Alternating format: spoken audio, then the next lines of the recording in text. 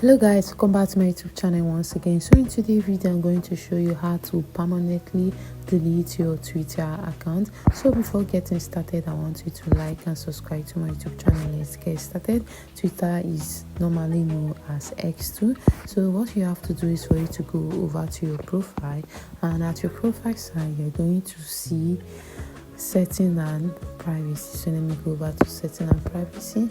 Over at setting and privacy, you're going to see your account. So let's move over to your account. Over here you're going to see account information, change your password, download and archive your data, and deactivate your account. So you have to go over to deactivate your account.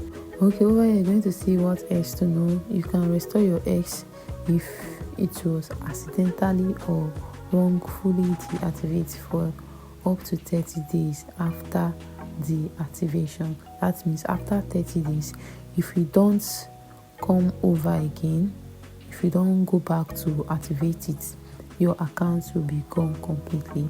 So when you are done reading all this, you just have to go over to deactivate, and over here you're going to put in your X or your Twitter password. After doing that, your Twitter account will be deactivated, and after 30 days it will be permanently deleted.